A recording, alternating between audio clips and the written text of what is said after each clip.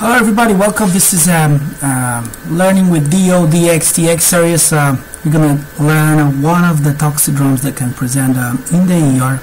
It's actually not that rare. I myself encountered it a couple times in my clinical experience. First of all, you do have to read the terms of use before you can use it, and then you have to click accept once you accept it. So let's say we have let's say 56-year-old female, slightly hyperthermic, slightly increased BMI, slightly increased heart rate, hypertensive, type D, with normal O2 saturation and normal O2 needs. Let's say she did have recent history of elevated temperature on the general review of systems. On ENT, she did notice, or she was noticed to have a dry mucous membranes and no visual issues. Cardiovascular respiratory systems are normal. On the skin, she was noticed to have a dry skin and excessive sweating. She also noticed, or she was noticed, depends on her mental status, that she did have cutaneous flushing, generalized. She did have some nausea periodically from the beginning of symptoms and vomiting. And she did have some loose stools, not terrible, only 3 within the last 24 hours, but not chronic diarrhea. There's no abdominal pain, no other symptoms. This system is negative. This system, let's say the patient has been noticed to have, or maybe complain of some headache. Although that's not maybe just leave it like that because it's not typical for the syndrome. This is negative. This is negative. Negative. For now, I will leave it negative, so I don't give you any clues. Negative, negative. We talk about the vital signs. On eye examination, she is noted to have dilated mydriasis, dilated symmetrically pupils, and on ENT examination she was noticed to have dry mucous membranes. That was normal, all normal. Maybe she had some tachycardia with some irregular rhythms, but minor. Let's say phenotype of extrasystole. Stomach examination completely normal. Urinary examination normal. Skin is indeed flushed, generalized flushing and dry. And neurological examination, typically for that syndrome you're going to have tremor, akathisia, muscle rigidity, positive Babinski, increased deep tendon reflexes, and clonus, very typical for this syndrome. And nystagmus, which is an ocular clonus, horizontal slow nystagmus. Otherwise, this is negative, and the patient usually is agitated, at least mildly. Let's make this patient, our patient, severely agitated, and slight disorientation, oriented to 2 out of 3. Alright, let's see what the DoDxTx says about our patient.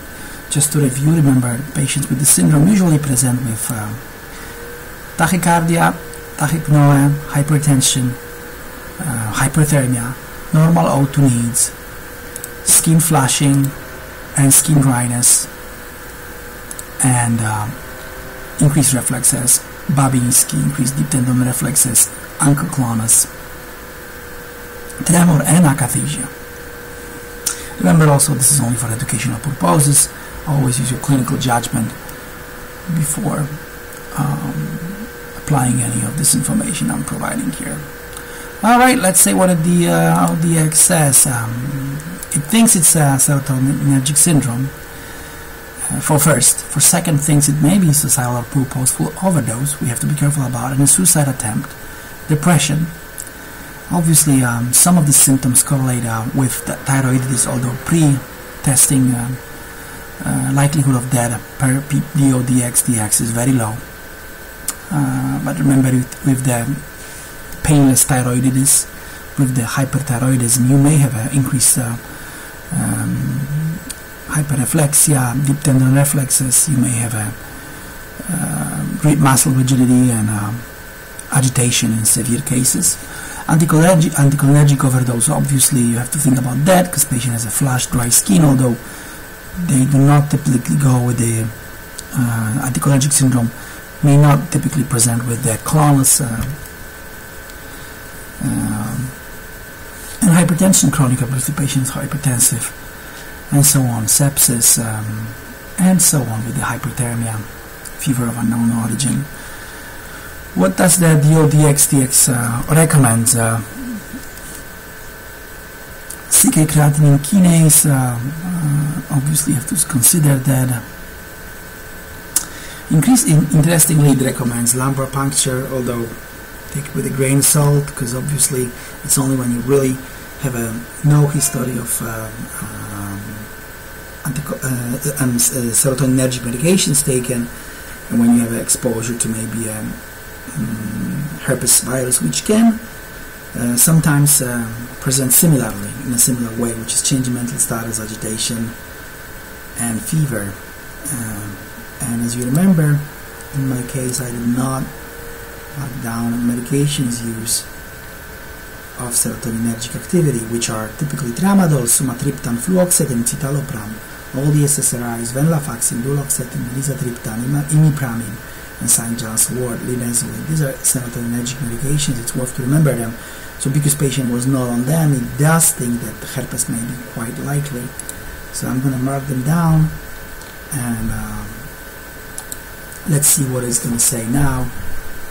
Remember again, we have a patient, 50-year-old female with the hyperthermia, hypertension, tachypnoea, tachycardia, with the increased reflexes, Babinski, clonus, ocular clonus, ankle clonus, and then dry, flushed, warm skin with some diarrhea, and vomiting on review of systems, and normal abdominal examination. Okay, let's see what happens. It still says it's recommended. And why does it think that it's serotoninergic syndrome? Well, obviously you see ankle clonus examination reveal the clonus. There's some nystagmus, Babinski, plantar muscle rigidity, and history of dry mucus. So it looks at these findings on physical examination and history to say that it's very likely. It does recommend checking creatinine kinase just to make sure that the patient is not on rhabdomyolysis. Well, this again, take it with a grain of salt, depends on the clinical picture. Always use your clinical judgment. Remember, this is only an educational software. This is not a doctor. ALT, to see what's going on with the patient. Otherwise, CAT scan of the brain due to change in mental status. Urine gram stain and urine screen for infection. Tox screen, obviously, to make sure there's no other toxins that could cause the agitation, like for example PCP, LSD, amphetamine. Urine culture to rule out infection due to fevers and change in mental status. Chest X-ray due to tachypnoea. Creatinine, make sure there's no kidney failure. Other electrolytes, continuous telemetry. ICU admission for further monitoring. O2 SATs, continuous monitoring. HIV, viral load. Urine sodium, I guess it still thinks that hyponatremia can present in change in mental status, although again this is less likely only if you have a kidney failure or when you try to diagnose hyponatremia. That's when it's probably most useful, and so on. So differential diagnosis definitely on the spot, maybe the testing less on the spot, but again use your clinical judgment. Thank you very much. You're more than welcome to go to DoDxTx.com and share with your colleagues.